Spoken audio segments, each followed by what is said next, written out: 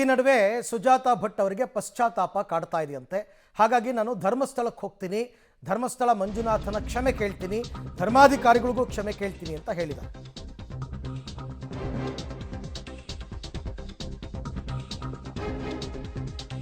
ಧರ್ಮಾಧಿಕಾರಿ ವೀರೇಂದ್ರ ಹೆಗಡೆ ಅವರನ್ನ ಭೇಟಿ ಮಾಡಿ ನಾನು ಕ್ಷಮೆ ಕೇಳ್ತೀನಿ.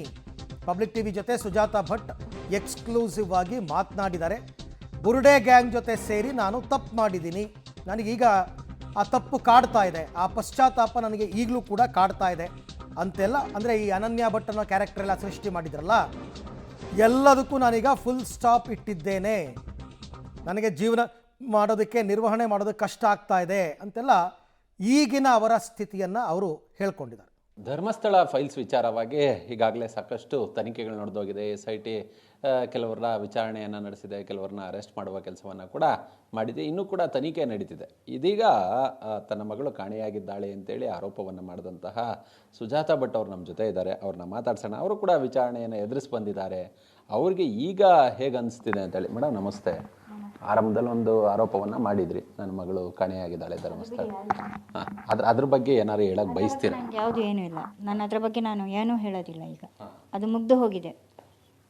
ಈ ವಿಚಾರವಾಗಿ ಏನೋ ಪಶ್ಚಾತ್ತಾಪ ಆಗಿದೆ. ನಾನು ಒಂದು ಯೂಟ್ಯೂಬ್ ಚಾನಲಲ್ಲಿ ಕಲ್ಲು ಹೊಡಿತೀನಿ ಅನ್ನುವಂಥದ್ದು ಒಂದು ಮಾತು ಇದಾಗಿತ್ತು, ಅದು ವೈರಲ್ ಆಗಿತ್ತು. ಅದರಿಂದ ನಾನು ಧರ್ಮಸ್ಥಳಕ್ಕೆ ಹೋಗಿ ಕ್ಷಮೆ ಕೇಳಬೇಕು ಅಂತ ಹೊರಟಿದ್ದೀನಿ. ಯಾವಾಗಂತ ಗೊತ್ತಿಲ್ಲ, ಹಾಗಾಗಿ ಧರ್ಮಸ್ಥಳಕ್ಕೆ ಹೋಗಿ ಕ್ಷಮೆ ಕೇಳಬೇಕು ಅಂತ ಇದ್ದೀನಿ. ಧರ್ಮಾಧಿಕಾರಿ ಅವ್ರ ಹತ್ರನೂ ಹೋಗಿ ಕ್ಷಮೆ ಯಾಚಿಸಬೇಕು, ಧರ್ಮಸ್ಥಳ ವೀರೇಂದ್ರ ಹೆಗ್ಡೆ ಅವ್ರ ಹತ್ರನೂ ಕ್ಷಮೆ ಯಾಚಿಸಬೇಕು ಅಷ್ಟೇ. ಒಂದು ನಂಬಿಕೆ ಇದೆಯಾ, ಭರವಸೆ ಇದೆಯಾ? ಹೌದು, ನನ್ನನ್ನು ಕ್ಷಮಿಸ್ತಾರೆ, ದೇವರು ನನ್ನನ್ನು ಕ್ಷಮಿಸ್ತಾರೆ ಅನ್ನೋದು ನಂಬಿಕೆ ಇದೆ. ನಂಬಿಕೆ ಮೇಲೇ ಹೋಗ್ಬೇಕಲ್ವ.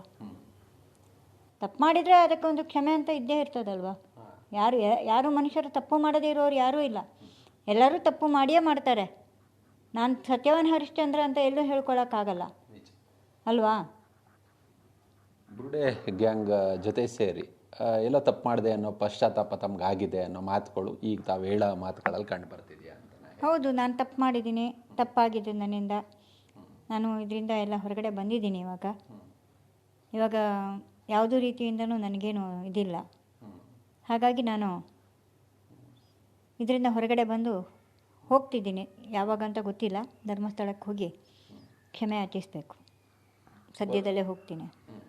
ಒಂದು ವಿಚಾರ ಮೇಡಮ್, ಈ ದೂರಿನ ಹಿಂದೆ ಖ್ಯಾತ ನಟನ ತಮ್ಮನ ಒಂದಷ್ಟು ಕೈವಾಡ ಇದೆ. ಅವರು ದೂರು ಕೊಡಿಸಿದ್ರು. ಅದಕ್ಕೂ ನನಗೂ ಸಂಬಂಧ ಇಲ್ಲ. ಹೇಗೆ ಈ ವಿಚಾರ ಹರಿದಾಡ್ತು?